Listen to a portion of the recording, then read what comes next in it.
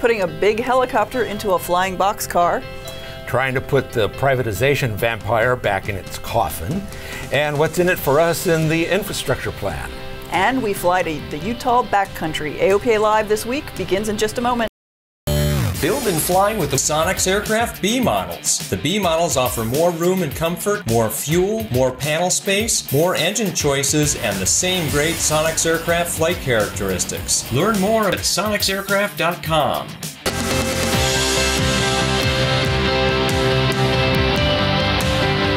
This is AOPA Live This Week with Tom Haynes and Melissa Rudinger. Fight for privatization is not completely over with yet. Can't we drive a stake through the heart of this privatization thing? Hello, everyone. Tom Haynes is on assignment, and I'm Warren Morningstar. The plot to give air traffic control to an airline-dominated monopoly rises again. This time around, President Trump's budget proposal calls for air traffic control reform. Another word for it, a giveaway. As you can see, they claim letting the airlines run the system would be more efficient and innovative. They say airline oversight would lead to faster deployment of cutting-edge technology. But the facts show that air traffic control is not responsible for most airline delays. You know, the delays in the system that we have today are mainly caused by airline scheduling and weather. And so, and the fact that, you know, the Next Gen program has really, is on track and on budget now. And most of the systems are either fully deployed or on schedule to be deployed in the next few years. And as we've told you before, general aviation is much better equipped to take advantage of FAA's new technology than the airlines. Only 1/6 of the airline fleet has ADS-B, and a much smaller percentage of that fleet is equipped to fly the expanding number of LPV approaches, only about 1%. And you know, Congress is getting tired of all of this. And it's been stalled now for almost 2 years. And I think really, you know, the members of Congress that we talk to, many of them are just fatigued by this issue. It's too divisive. There's no consensus. And I think that, you know, our argument to modernize the system as opposed to setting up a private monopoly is really resonating. Well, Trump's budget would also cut FAA funding by about $200 million, but you know, it's a pretty good bet that Congress won't go along with that. President Trump also rolled out his plan to improve America's infrastructure. This morning, I submitted legislative principles to Congress that will spur the biggest and boldest infrastructure investment in American history. The framework will generate an unprecedented $1.5 to $1.7 trillion investment. So what's the plan mean for airports? Well, there's not much detail on the aviation side of infrastructure, but they do call for streamlining the environmental process, which might mean some projects start sooner. But a much larger question looms. There's really, unfortunately, though, no detail in there on how we're going to pay for it. $200 billion, this is over a 10-year period, would come from the federal government, and then it would use that money to leverage state investment and private investment. So Congress is going to have, there's a lot of bipartisan support for an infrastructure package, but the question remains, how are we going to pay for it? The infrastructure proposal assumes that most of the money will come from the states and public-private partnerships. And air traffic control isn't the only thing the Trump administration wants to sell off. Dulles International and Reagan National airports are also listed as possibles for sell-off. Now, the airports are owned by the federal government, but leased by the Metropolitan Washington Airports Authority. And it's not just airports. The George Washington Memorial Parkway and the Baltimore-Washington Parkway could be on the block as well. Well, you know, I'm sure that the tens of thousands of daily commuters on those roads won't have any problem at all paying a new user fee, toll. Meanwhile, across the country, a local city is trying to get rid of critical infrastructure, and that just might leave a lot of people in desperate straits when the inevitable earthquake hits. As we've told you before, Santa Monica has struck a deal with the FAA to close its airport by 2028. They've already shortened the runway to discourage traffic, but a new geologic survey has found new major faults in the area. A major earthquake in the LA basin would destroy much of the freeway system. The Santa Monica Airport would be critical in getting relief supplies into the area. The city has even designated the airport as a critical infrastructure for disaster relief, and yet that same city is closing it. AOPA continues to work to reverse that decision. And here's an example of airports aiding in disaster recovery. Linemen needed a very large helicopter to lift transmission towers and other equipment to rebuild the power system in Puerto Rico. So what's the best way to get an Erickson Aircrane from the western U.S. to the islands? Well, put one of the world's biggest helicopters into one of the world's largest aircraft. Crews took off the rotor blades and other equipment so that the big bird could slide into an even larger bird, an Antonov 124. They then flew to San Juan and reversed the process. And Melissa will have much more video of this at the end of the show. And that sky crane is really fascinating. It's a remarkable aircraft. So yeah, a few years ago I saw it when I did a water dump at AirVenture. Oh, fun. It was just, you can't imagine the amount of Well, water. take me along next time. Okay. Well, coming up after the break, it's not too early to plan for the AOPA fly-ins. And the perfect plane for flying into just about anywhere. You're watching AOPA Live this week. Meet the pilots who fly with AOPA Insurance. They love flying and saving money, just like you. At AOPA Insurance, we understand how you fly and provide the coverage you need to keep on flying. Call for a free quote and see which AOPA insurance plan is right for you. Welcome back. Well, it's not too early to start planning to attend one of our 2018 AOPA fly-ins. For brand new locations, Missoula, Montana, Santa Fe, New Mexico, Carbondale, Illinois, and Gulf Shores, Alabama. Our fly-ins this year are 2 days like they were last year, but we've even expanded on that a little bit. So we have our early bird workshops that will run 9 a.m. to 4 p.m. There is a fee involved in that, a tuition fee involved in those workshops. Really deep dive on a lot of different content. We've improved that scenario quite a bit.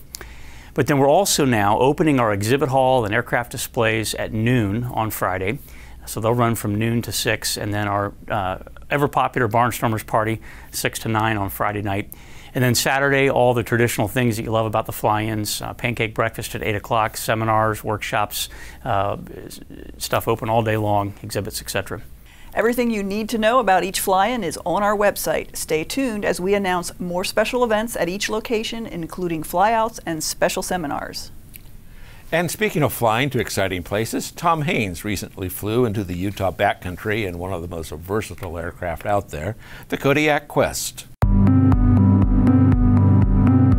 Airplanes are meant to take us places, and few are more versatile at doing that than the Quest aircraft Kodiak, a beefy single-engine turboprop at home in backcountry and at the busiest airports.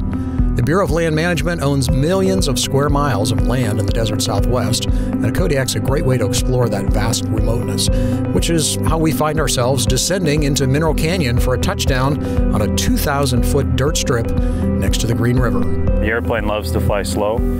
It's a STOL airplane, that's what it was built for. So to land on a 2,000-foot strip at a decent altitude, I think we're around 4,000 feet, it's no issue.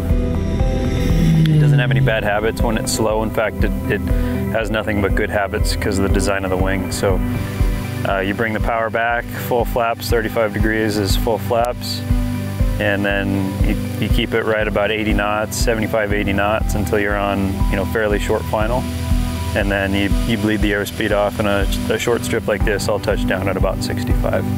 And while this is a unique experience for us, it's just another day at the office for Nick Lamoureux, Director of Operations for Red Tail Air Tours of Moab, Utah. We operate 10 airplanes, provide scenic flights over the national park, provide river shuttles to and from the Colorado rivers, Green Rivers, charter service. One of the things I like about it is it reminds me of a diesel truck in some ways. It doesn't really matter if you're towing or going uphill. It just gets up and goes. Of course, that versatility didn't just happen. The Kodiak was purpose-built for flying in out-of-the-way places. There was a lot of humanitarian and mission organizations that were flying 206s and a lot of piston-driven airplanes, and they needed something that ran on jet fuel, that had more efficiency, that had more carrying capability with the same STOL-type performance. And fittingly, we went to where there was no runway at all and landed anyhow, on a salt flat. And of course, after all that work, food becomes a necessity, and the guides from outdoor adventure company Navtech did not disappoint. They whipped up an amazing meal at the campsite they'd prepared. And what's great after a big meal but amazing entertainment? Guide Vlad Dandu pulled out his well-worn accordion to entertain us with Romanian folk songs. So here we are, hours by land from the nearest community, enjoying an experience that only general aviation can bring. Hey, what's not to like about that?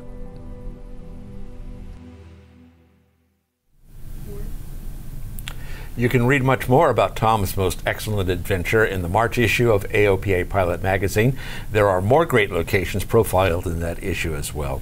And, you know, Melissa, it just makes me so homesick looking at that video. As you may know, I learned to fly in Utah and have spent a lot of time in southern Utah. I do know. You're far from home, and that aircraft, actually, I could have used that in my days in Utah when I flew balloons out there. We had a lot of places we couldn't get the balloon out after we landed without a lot of rigmarole. Yeah, it's some rugged but beautiful country. Absolutely. It is. And that will do it for us this week for a somewhat abbreviated AOPA Live this week. Well, we're down a few key players, but Tom will be back next week. And we leave you now with more video of stuffing a giant S-64 Aircrane into a flying boxcar and putting it all back together at the other end. And we hope you'll get together with us next week for another edition of AOPA Live This Week.